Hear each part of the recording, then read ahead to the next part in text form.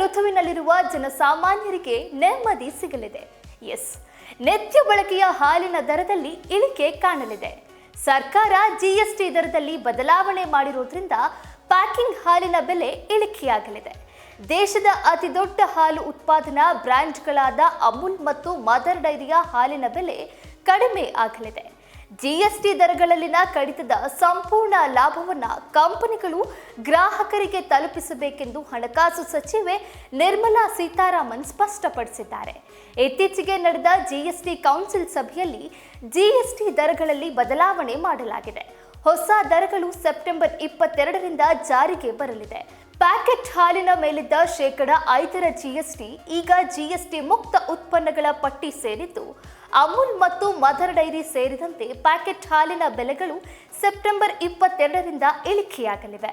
September 22ರಿಂದ Navratri ಆರಂಭವಾಗಲಿದ್ದು, ದೇಶದಾದ್ಯಂತ ಹಬ್ಬದ ಶಾಪಿಂಗ್ ತೀವ್ರಗೊಳ್ಳಲಿದೆ. ಆದರೆ ಇದರ ಜೊತೆ ಹಾಲಿನ ಬಳಕೆ ಕೂಡ ಹೆಚ್ಚಾಗಲಿದ್ದು, ಅದೇ ಸಂದರ್ಭದಲ್ಲಿ ಬೆಲೆ ಇಳಿಕೆಗೆ ನಿರ್ಧರಿಸಲಾಗಿದೆ. ಇದು ಒಂಥರ ಜನಸಾಮಾನ್ಯರಿಗೆ ನೆಮ್ಮದಿ ಕೊಟ್ಟಿರುವಂಥದ್ದು. ಅಮೂಲ್ನ ಪೂರ್ಣ ಕೆನೆ ಹಾಲು ಅಮೂಲ್ ಗೋಲ್ಡ್ ಪ್ರತಿ ಲೀಟರ್ಗೆ ಸುಮಾರು 69 ರೂಪಾಯಿಗೆ ಮಾರಾಟ ಆಗ್ತಾ ಇದೆ. ಟೋನ್ಡ್ ಹಾಲು ಲೀಟರ್ಗೆ 57 ರೂಪಾಯಿಯಂತೆ ಮಾರಾಟವಾಗ್ತಿದ್ದು, ಇನ್ನು ಮದರ್ ಡೈರಿಯ ಪೂರ್ಣ ಕೆನೆ ಹಾಲಿನ ಬೆಲೆ 69 ರೂಪಾಯಿ ಆದರೆ ಟೋನ್ಡ್ ಹಾಲಿನ ಬೆಲೆ 57 ರೂಪಾಯಿ ಆಗಿದೆ. ಎಮ್ಮೆ ಮತ್ತು ಹಸುವಿನ ಹಾಲಿನ ಬೆಲೆಗಳಲ್ಲಿ ಶೇಕಡ 50ರಿಂದ 75 ರೂಪಾಯಿ ನಡುವೆ ಇದೆ.